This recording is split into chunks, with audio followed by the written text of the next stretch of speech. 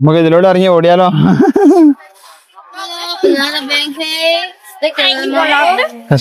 After 300, sir. 300. Yeah. Hi, good morning. അങ്ങനെ നമ്മൾ 5-ാം ദിവസം സ്റ്റാർട്ട് ചെയ്യുന്നത് ബ്രേക്ക്ഫാസ്റ്റോടാണ്. ഈ നമ്മുടെ ഗ്രാൻഡ് സൺറൈസ് എന്ന് പറഞ്ഞ ഹോട്ടലിൽ താമസിച്ചതിൽ നമുക്ക് ബ്രേക്ക്ഫാസ്റ്റ് കൂടി ഇൻക്ലൂഡഡ് ആയിരുന്നു. അങ്ങനെ നമ്മൾ മോർണിംഗ് ഇറങ്ങി നേരെ ബ്രേക്ക്ഫാസ്റ്റ് കഴിക്കാൻ പോകുന്ന സീൻസാണ് ഈ കാണുന്നത്. ബ്രേക്ക്ഫാസ്റ്റിന്റെ ഒരുപാട് ഐറ്റംസും കാര്യങ്ങളും ഇവിടെ അവൈലബിൾ ആണ്. ഇവിടെ ഓൾറെഡി ഒരുപാട് ഐറ്റംസ് അവൈലബിൾ ആണ്. അതിന്റെ പുറമെ നമ്മൾ എന്തെങ്കിലുമൊക്കെ ഡിഷസ് ഇതിന് സെലക്ട് ചെയ്യണമെങ്കിൽ അവർ കസ്റ്റമൈസ് ചെയ്ത് ഉണ്ടാക്കി തരുന്നതാണ്. ഞാൻ ഇവിടെ ഉള്ള ജസ്റ്റ് ഡിഷസും കാര്യങ്ങളൊക്കെ ഒന്ന് കാണിച്ചു തരാം കേട്ടോ. ഓക്കെ, അതെ, നമ്മള് എഗ്സ് പറഞ്ഞു, ടോസ്റ്റ് ഫ്രൈഡ് എഗ്, ഓംലെറ്റ് പറഞ്ഞു, അത് അതിന്റെ അപ്പുറത്തുള്ളിരുന്ന് കുഴപ്പമില്ല. പിന്നെ ഒരുപാട് സോസ് കാര്യങ്ങളൊക്കെ. ഫുഡ് എന്ന് പറഞ്ഞിട്ടുണ്ടെങ്കിൽ ഗംഭീര ഫുഡാണ് കേട്ടോ, ഒന്നും ഒരു കുറവില്ല. ഇനി അവിടെ നമുക്ക് പിന്നെ ആകെ നമുക്ക് പോർക്ക് പറ്റാത്തതുകൊണ്ട് അതൊന്ന് ശ്രദ്ധിക്കണമെന്ന് മാത്രമേ ഉള്ളൂ.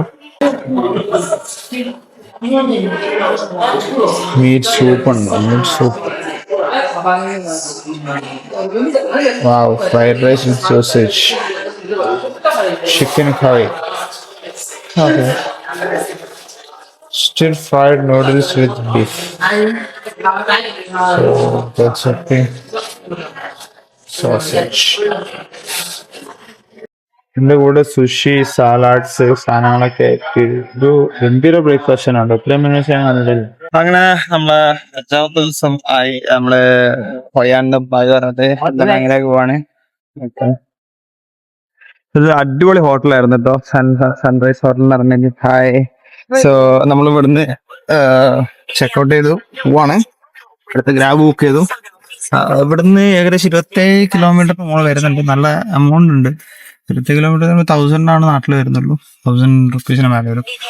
ഓക്കെ, അപ്പൊ നമ്മളിങ്ങനെ കഴിഞ്ഞ് ഇവിടെ ഇറങ്ങി ഡെനാങ്ങിൽ പോയി ഒരു ഡേ ടൂർ ഡെനാങ്ങിൽ അടിക്കാനുണ്ട്. നൈറ്റ് ഹോച്ചിമിനിലേക്കാണ് ഫ്ലൈറ്റ് ഉള്ളത്. ഹോച്ചിമിനിൽ നമ്മൾ എയർബിഎൻബി ബുക്ക് ചെയ്തിട്ടുണ്ട്.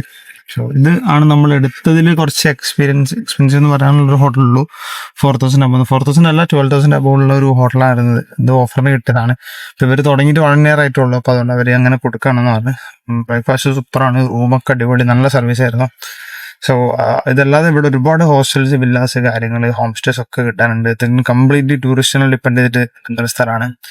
സോ ഡെഫിനറ്റ്ലി നിങ്ങൾ ഹൊയാൻ മിസ്സാക്കരുത്. ഹൊയാനിലൊരു 1 night എന്തായാലും ആഡ് ചെയ്യാം. വീണ്ടും ഒരു ബൈക്ക് റെന്റ് ചെയ്തിട്ടുണ്ട്.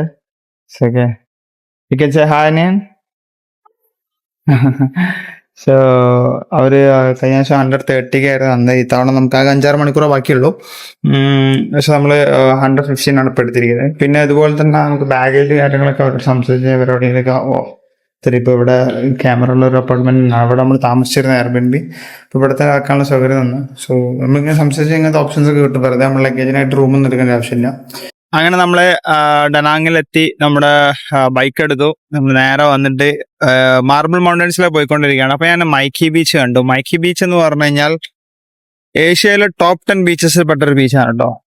നിനക്കത് കണ്ടാ അറിയാം, നല്ല ബ്യൂട്ടിഫുൾ. ഞാൻ ഫിലിപ്പീൻസിൽ പോയപ്പോൾ ബീച്ച് കണ്ടിട്ട് ഭയങ്കര അത്, കാരണം വാട്ടറിനും സാൻഡിനും പ്രത്യേക കളറാണ്, ഭയങ്കര ബ്യൂട്ടിഫുൾ ആയി. അത് തന്നെയാണ് ഇവിടുത്തെ അവസ്ഥ. നല്ല അടിപൊളി ബീച്ചാണ്. ഇത് ഭയങ്കര ലിസ്റ്റ് ചെയ്യപ്പെട്ട ഒരു ബീച്ചാണ് കേട്ടോ, മൈക്കി ബീച്ച് എന്ന് പറയുന്നത്. അവിടെ ഉണ്ട് പാരാസൈലിങ്ങിന്റെ ടീമുണ്ട്, ജെറ്റ് സ്കി ഉണ്ട്, പിന്നെ അങ്ങനത്തെ എല്ലാ ആക്ടിവിറ്റീസും ഉണ്ട്. പക്ഷെ നമ്മളിവിടെ ആക്ച്വലി വരാൻ പോകുന്നത് സൺസെറ്റിനാണ്. പോകുന്ന വഴിയാണ് നിർത്തിയതാണ്. സൺസെറ്റ് ഇങ്ങനെ സ്ഥലത്ത് മിസ്സാക്കരുത്, ഭയങ്കര രസമായിരിക്കും. ഏഷ്യൻ കൺട്രീസിലുള്ള ബീച്ചസിൽ സൺസെറ്റ് എന്ന് പറഞ്ഞിട്ടുണ്ടെങ്കിൽ എനിക്ക് ഭയങ്കര ഇഷ്ടപ്പെട്ടതാണ്. ഫിലിപ്പീൻസിലെ ഒരു സ്ഥലത്ത് പോയി മാച്ച് ചെയ്തിട്ടുണ്ടായിരുന്നു, കസറ ലാസ് കബാനാസ് എന്ന് പറഞ്ഞ സ്ഥലത്ത്. വേറെ ലെവൽ സാധനമായിരുന്നു. അപ്പൊ അതൊക്കെ കിട്ടണമെങ്കിൽ ഇവിടെ നമുക്ക് വൈകുന്നേരം വരണം. സോ ഈ ഇരിക്കുന്ന സ്ഥലം മൊത്തം ക്രൗഡ് വെച്ച് ഫില്ലാവും.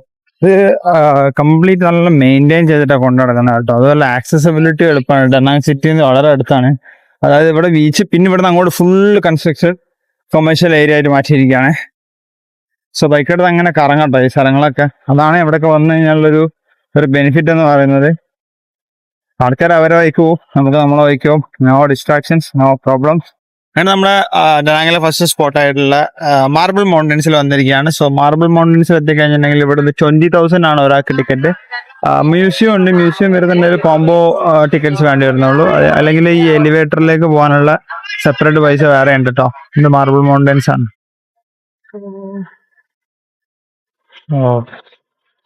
ഗംഭീര എൻട്രൻസ് ആണ് കേട്ടോ. 20,000 കൊടുത്ത് അവിടെ ഇരിക്കുന്ന ആൾക്കാരെടുത്ത് കൊടുക്കുക. ഇവിടെ നിലവിൽ ഇതിനുള്ളിൽ എന്തോ ഒരു എലിവേറ്ററിന്റെ പരിപാടി ഉണ്ടെന്ന് അറിയാം. എനിക്കൊന്ന് എലിവേറ്റർ റൂമിൽ കൂടെ കയറിയിട്ട് അങ്ങനെ കണ്ടുപോകും. അതിന് സെപ്പറേറ്റ് പൈസ കൊടുക്കണം.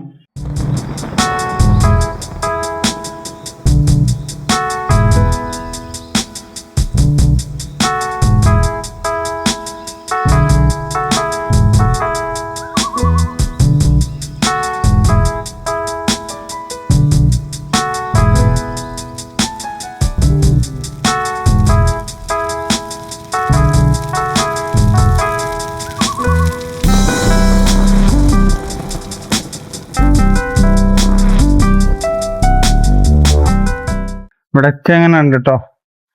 ഇത് ഒരു മലയാണ്, റിയൽ മൗണ്ടൈൻ്റെ ഉള്ളിലാണ് ഈ ചെയ്ത് വെച്ചിരിക്കുന്നത്. ആൾക്കാർ ഇറങ്ങി വരുന്നുണ്ടോ, അവിടെ പോയിട്ട് നമുക്ക് വ്യൂസ് കാണാമെന്നാ പറയുന്നത്. മാർബിൾ ഇതിന്റെ മുകളിലാണ് ഇവർ ഇപ്പോഴും കൊത്തിയെടുത്തുണ്ടാക്കുന്നത് കേട്ടോ. ഇപ്പൊക്കെ നിർത്തി വെച്ചിട്ടുണ്ടാവും, എന്നാലും ഒരുപാട് ഏത് ലെവൽ ഹൈറ്റ് എന്ന് അറിയാം. ഓക്കെ, ഹൈറ്റ് എന്ന് പറഞ്ഞാൽ ചില്ലറായിട്ടെന്ന് പറഞ്ഞാൽ പറയാം, വൺ ഹൈറ്റിലാണ് കിടക്കുന്നത്.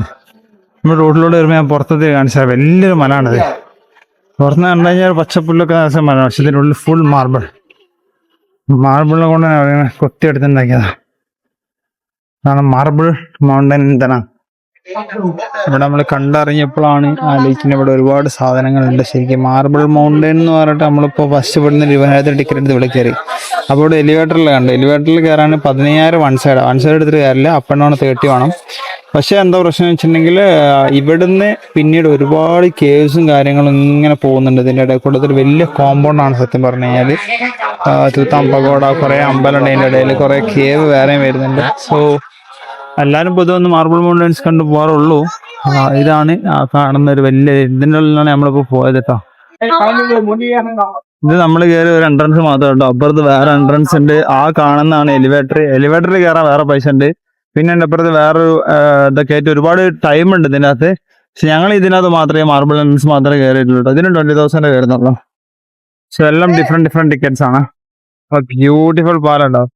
ഞങ്ങൾ ശരിക്കും ഭയങ്കര ഡെവലപ്ഡ് ഏരിയ ആവുന്നതിലൂടെ ഞങ്ങൾ ഒരു റോഡ് സൈഡിലൂടെ ഞങ്ങൾ ഇങ്ങനെ പോയിക്കൊണ്ട് കാണാൻ കംപ്ലീറ്റ് നല്ല രസമുണ്ട്. ഈ ഒരു കടലെന്ന് പറയാൻ പറ്റുന്നറിയില്ല, അതുപോലത്തെ ഒരു അത്യാവശ്യം ലെങ്ത് ഉണ്ട്. ഓരോ പാലങ്ങൾ ഓരോ രൂപത്തിലുണ്ടായി. ഇത് ഭയങ്കര രസമുള്ള ഒരു പാലം. പിന്നെ അവിടെ ഒരു ജയൻവീല് കാണുന്നുണ്ട്. സൺവേൾഡിന് തന്നെ കേട്ടോ, ഈ ബാന ഹിൽസ് ഉണ്ടാക്കിയിരിക്കുന്ന സൺവേൾഡിൽ ആ ടീമിന്റെ സാധനം തന്നെയാണ് അത്. എന്തെന്ന് നോക്കണം. അപ്പോൾ ഇതുപോലത്തെ ഒരുപാട് സ്ഥലങ്ങളുണ്ട് അവിടെ. ഭയങ്കര രസമാണ് ഇങ്ങനെ പോയിക്കൊണ്ടിരിക്കുമ്പോൾ കാണാനതൊക്കെ. അങ്ങനെ ജസ്റ്റ് നിർത്തിയിട്ടെടുത്താണ് നമ്മളിങ്ങനെ ഒരു സിറ്റി ടൂറുമാരി ഇങ്ങനെ ജസ്റ്റ് ഒന്ന് കാണാൻ. ഇതൊക്കെ നൈറ്റ് ആയിരുന്നെങ്കിൽ ഒന്നും കൂടി അടിപൊളിയായിരുന്നേനെ. ഇതൊക്കെ ലൈറ്റ് വരും ഇതിന്റെ മുകളിലൊക്കെ. നമ്മൾ നേരത്തെ കാണിച്ചതുപോലെ തന്നെ വേറൊരു പാലാണ്, പക്ഷെ ഇത് ഭയങ്കര ഫേമസ് ആണ്. ഇതിന്റെ പേരാണ് ഡ്രാഗൺ ബ്രിഡ്ജ് എന്ന് പറയുന്നത്. ഒക്കെ കൺഫ്യൂഷൻ ആയത്. നമ്മൾ ബാന ഹിൽസ് പോകുന്നത് ഗോൾഡൻ ആണ്, ഇത് ഡ്രാഗൺ. ഈ ഡ്രാഗണിന്റെ ഷേപ്പ് ഉണ്ടല്ലോ നിങ്ങൾ, ഇതിൻ്റെ അകത്ത് നിന്ന് തീയും വെള്ളം പുകയൊക്കെ വരും. എപ്പോഴാണെന്ന് വെച്ചിട്ടുണ്ടെങ്കിൽ വീക്കെൻഡ്സിൽ മാത്രം. ശനി ഞായറും ആണോ അല്ലെങ്കിൽ വെള്ളി കൂടി ഉണ്ടാകാറില്ല. വെള്ളി ശനി ഞായർ എങ്ങനെ രാത്രി 9 മണിക്ക് ധനാങ്കിൽ ഉണ്ടെങ്കിലും നിങ്ങൾ എന്തായാലും വന്ന് കണ്ടോക്കെ. ഭയങ്കര രസമുള്ള ഷോ ആണ്. നിങ്ങൾക്ക് ഇവിടെയൊക്കെ എനിക്ക് തോന്നുന്നത് ഇതൊക്കെ ഒരു പാർക്ക് സൈഡാണ്. ഇവിടെയൊക്കെ എന്ത് എൻജോയ് ചെയ്യാൻ പറ്റുന്ന ആളുടെ ഏത് സൈഡിലും എന്തായാലും കാണാൻ പറ്റും. ഭയങ്കര രസമായിട്ട് അതിൻ്റെ മുകളിൽ കയറാനും പറ്റും. അപ്പോൾ ഡ്രാഗൺ ബ്രിഡ്ജ് മിസ്സാക്കരുത്. ഞങ്ങൾക്ക് സമയമില്ല, ഞങ്ങൾ ഇന്ന് രാത്രി പോകാനെ കൊണ്ട്.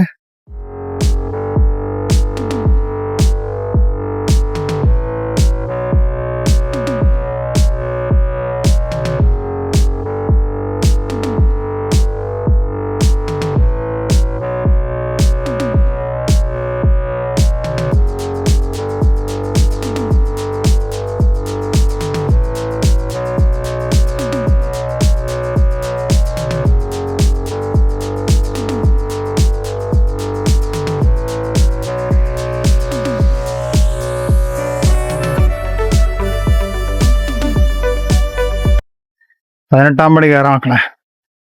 അത് കഴിഞ്ഞിട്ടാണ് ഇനി. അതാണ് ഞങ്ങളിതുവരെ മാൻ ബുദ്ധ സ്ഥലമുണ്ടല്ലോ, ഇവർക്ക് പറയുന്ന പേരാണ് ലെഡി ബുദ്ധ.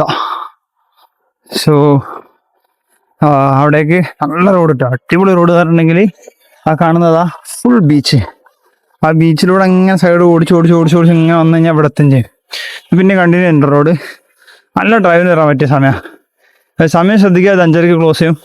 ശരിക്കും കുറച്ച് നേരത്തെ ഇവിടെ വന്നാൽ സൺസെറ്റ് ആകുമ്പോൾ നിങ്ങൾക്ക് ഇവിടെ അല്ലെങ്കിൽ ഇവിടെ തന്നെ സൺസെറ്റ് കാണുകയും ചെയ്യാം കേട്ടോ. And here we go with the beautiful lady with the എന്ത് ഹൈറ്റുള്ള പ്രതിമ എന്നത്. അതായത് പിന്നീട് കഥകളൊക്കെ ആണ് ഇങ്ങനെ. ഇതായത് ഈ കടലിൽ പോകുന്ന ആളുകൾക്ക് ഒരുപാട് അപകടം കാര്യങ്ങളൊക്കെ സംഭവിച്ചപ്പം അവരുടെ രക്ഷയ്ക്ക് വേണ്ടിയിട്ട് പ്രാർത്ഥന എന്നുള്ളത് ഇവിടെ, അതായത് ഇത് നേരെ ഫേസ് ചെയ്യുന്ന കടലിലേക്കാ. So this will protect them എന്നാണ് അവരുടെ വിശ്വാസം. Oh man, this is the sunset. ഇതാ ലേഡി ബൂത്തിന്റെ അടുത്തുള്ള ഒരു എൻട്രൻസ് ആണ് കേട്ടോ. പഴോടെ തന്നെ ഉള്ളൊക്കെ ഒന്ന് കയറി നോക്കി. ഏത് വ്യൂ ഓ, ഈ ബുദ്ധ അമ്പലങ്ങളൊക്കെ ഭയങ്കര രസമാണ്. ഈ നേപ്പാള് ഭൂട്ടാനൊക്കെ ഉള്ളതല്ലേ അതേപോലെ കേട്ടോ. സൂപ്പർ എന്ന് പറഞ്ഞാൽ സൂപ്പർ. ഇങ്ങനെ ഒരു ലോഡ് ദൂരം നമ്മൾ ഓടിച്ചു വന്നു. ഒരുപാട് ദൂരം നമ്മൾ അവിടുന്ന് വന്നു. ഇവിടെ പാർക്കിംഗ് ലോട്ടിൽ പേയ്മെന്റ് കൊടുത്തിട്ടാണ് ഇവിടെ നിർത്തിയിട്ടുള്ളത്. പേയ്മെന്റ് ആവശ്യം എന്താറില്ല.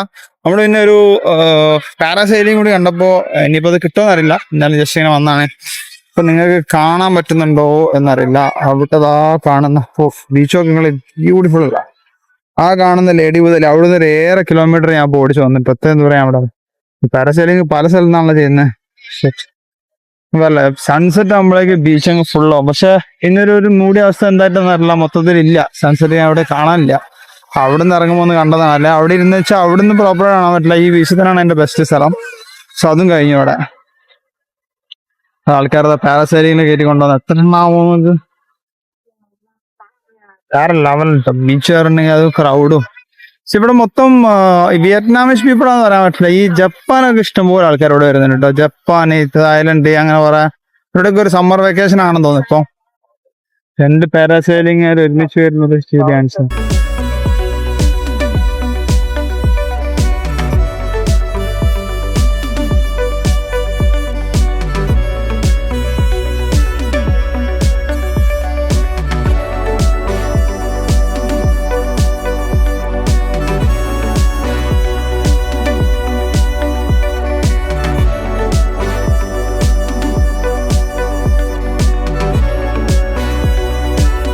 പാരാസൈലിംഗ് ഒക്കെ ചെയ്യുന്നവർ സത്യം പറഞ്ഞാൽ ഇവിടെ പൈസ നേരെ കുറവാട്ടോ. അതായത് ആകെ ഇന്ത്യൻ 2200 രൂപ വരുന്നുള്ളൂ. പിന്നെ 2 പേർക്ക് പോകാനാണെങ്കിൽ 3000.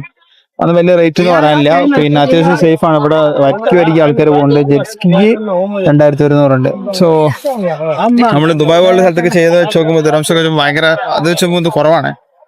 ഇങ്ങനത്തെ ഏതെങ്കിലും കൺട്രീസിൽ വന്നിട്ട് ഇതൊക്കെ എന്തായാലും ട്രൈ ചെയ്യണോ. അത് മാത്രമല്ല അതിന്റെ കൂടെ ഒരു ഡ്രോൺ വീഡിയോ എടുക്കുന്നുണ്ട്. അത് സെപ്പറേറ്റ് കോസ്റ്റ് ആയിരിക്കും. അത്രയൊക്കെ ചെയ്താൽ അത് ചെയ്യണം. പിന്നെ എനിക്കൊന്ന് വളരെ ചുരുക്ക സമയം കൊണ്ട് ഒരു തീർക്കുന്നുണ്ട്. പെട്ടെന്ന് തീർത്തെടുക്കുന്നുണ്ട്. ഒരു അത്രയും ആളുകളുള്ള കൈമുള്ളതിനെ കൊണ്ടേക്ക്. പിന്നെ ബനാന ബോട്ട് പോകുന്ന 5 ആളെങ്കിലും ഉണ്ടാവണം. ഫാമിലിയൊക്കെ ആയിട്ട് വരുമ്പോൾ ഇതൊക്കെ ഒരു നല്ല എക്സ്പീരിയൻസ് ആണ്. ഇതിലൊന്നും നമ്മള് കൂടി ചിന്തിക്കേണ്ട ആവശ്യം. ഞങ്ങൾ ഈ വേഷത്തിൽ ഞങ്ങൾക്ക് കയറാൻ പറ്റാത്ത അവസ്ഥയാണ്. എന്തൊന്നും പ്രതീക്ഷിച്ചിട്ടുണ്ടായിരുന്നില്ല. ഇവിടെ വെറുതെ ബീച്ച് കാണാൻ വെച്ച് വന്നതാണ്. അപ്പം നമുക്ക് ഇന്ന് രാത്രി ഫ്ലൈറ്റിലും പോകാനുള്ള ഈ ഡ്രസ്സ് തന്നെ ഇട്ടിട്ട്. സോ ഞങ്ങൾ റിസ്ക് എടുക്കുന്നില്ല. വെള്ളത്തിലേക്ക് ഇടുകയാണ് ചെയ്യാറ്. ലിറ്ററലി വെള്ളത്തിലിട്ടിട്ട് പിന്നെ അത് അവിടെ കൊണ്ടുവന്ന് ഈ പാരഷൂട്ട് പൊക്കുകയാണ് ചെയ്യുക. സോ ഇതൊക്കെ ഇവിടെ ഉണ്ട് മൈക്കി ബീച്ചിൽ. നിങ്ങൾ വരുമ്പോൾ അതിനനുസരിച്ച് പ്രിപ്പയർഡ് ആയിട്ട് ആ ഒരു കൈൻഡ് ഓഫ് ഡ്രസ്സൊക്കെ എടുത്തിട്ട് തന്നെ വരണം കേട്ടോ. അങ്ങനെ നമ്മൾ ഫൈനലി നമ്മൾ ഫ്ലൈറ്റിലുള്ള ടൈം ആ കാര്യങ്ങൾ ജസ്റ്റ് നമ്മൾ കാണാൻ വേണ്ടിയിട്ട് ഇവിടെത്തെയാണ്. നമ്മളെല്ലാം കണ്ടു. Hi again.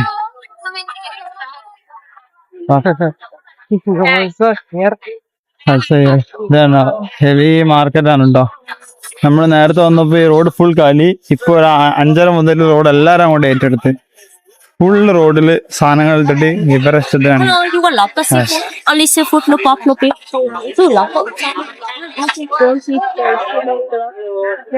ലോപ്തോസ് എന്താ പറഞ്ഞ ഫിഷ് മാർക്കറ്റ് ആണ്. Hello, you are lobster only looking for? Yes. One market. Son Tra market മക്കളെ വേറെ ലെവൽ മാർക്കറ്റ് കേട്ടോ. You want to try something else? Blueberry bestseller.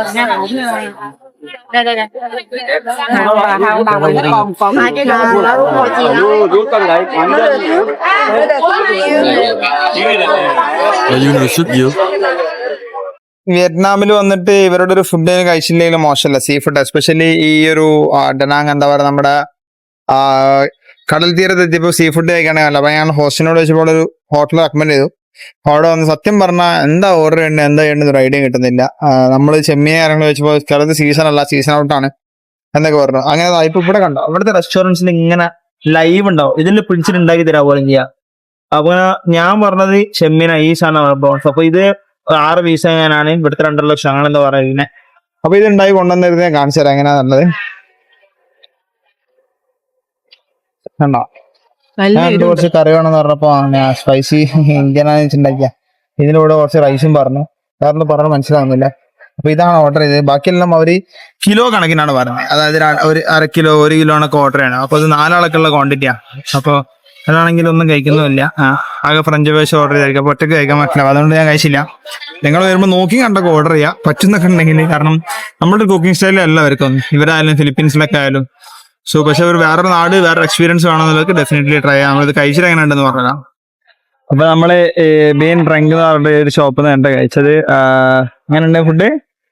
എങ്ങനെയുണ്ട് ഫുഡ്? ടൈഗർ പ്രോൺസ് ഞങ്ങളുടെ ചെമ്മീനാണ്. പക്ഷെ സംഭവം ഉള്ള കേട്ടോ. ഞാൻ കുറച്ച് കറി പറഞ്ഞ പോരാ, അതിൻ്റെ അത് വെച്ച് ഗ്രേവി ഒക്കെ ആക്കി തന്നു. ചോറും കൂട്ടിയൊക്കെ കഴിച്ചു നോക്കി. ഏതായാലും വലിയ മോശമൊന്നും പറയാനില്ല. റൈസ് എല്ലാം കൂടി ഏകദേശം ഒരു ഇന്ത്യൻ റുപ്പിയ 1000 മേലെ കഴിഞ്ഞ 1200 അപ്പൊ ഈ ലെവലിൽ നിങ്ങൾ സീ ഫുഡിന് കയറിയാലും ഉണ്ടാവും കേട്ടോ. അതിന്റെ ഇടയിൽ കൂടെ അപ്രതീക്ഷിതമായിട്ട് വെടിക്കെട്ടും കിട്ടിയല്ലോ. അത് ആരോ പൊട്ടിച്ചളിക്കുന്ന അവിടെ. അപ്പൊ ഈ ലൈനിൽ ഫുൾ സീ ഫുഡിന്റെ ഷോപ്സ് ആണ് കേട്ടോ. നിങ്ങൾക്ക് റിവ്യൂസ് ഒക്കെ നോക്കി എവിടെ വേണമെങ്കിൽ കയറി കഴിക്കാം. അപ്പൊ ഓക്കെ, നമ്മള് എയർപോർട്ടിൽ എത്തി. അങ്ങനെ നമ്മള് ദനാങ് എയർപോർട്ടിലെ ഡൊമസ്റ്റിക് ഡിപ്പാർച്ചറിലാണുള്ളത്. ഇവിടെ നിന്ന് ഇനിയിപ്പം നമുക്ക് ഹോച്ചിമിനിലേക്കാണ് ഫ്ലൈറ്റ് ഉള്ളത്. ഹോച്ചിമിനിലേക്ക് ഒരു 1.5 മണിക്കൂർ ഹോച്ചിമിനിൽ എത്തി കഴിഞ്ഞിട്ടുണ്ടെങ്കിൽ നമുക്ക് റൂമിൽ ചെക്കിങ് ചെയ്യണം. പക്ഷെ നമ്മൾ എയർബിഎൻബി അടുത്തുള്ളത് ആണെങ്കിൽ ഇവിടെ പെരുന്നാളുമാണ്. So let's see. അങ്ങനെ നമ്മൾ എന്താ ലേറ്റായി. ഓൾമോസ്റ്റ് ഇപ്പോൾ 2 മണി 1:30ക്കാണ് അപ്പാർട്ട്മെൻറ്റിൽ വന്ന് കയറിയത്. ഫ്ലൈറ്റ് 10 മിനിറ്റ് ഡിലേ ആയിരുന്നു. വന്നിറങ്ങി. ഡൊമസ്റ്റിക് ആയതുകൊണ്ട് ചെക്കിനും കാര്യങ്ങളൊന്നും ഉണ്ടായിരുന്നില്ല. നേരെ വന്ന് ഗ്രാബ് ബുക്ക് ചെയ്ത് റൂമിലെത്തി. റൂമിലെ വീഡിയോസും കാര്യങ്ങളൊക്കെ നാളെ കാണിച്ചു തരാം. കാരണം ഇതൊരു എയർബിഎൻബി ആണ്. ജസ്റ്റ് ഒന്ന് കാണിച്ചു തരുന്നതാണ്. So bye bye for this part.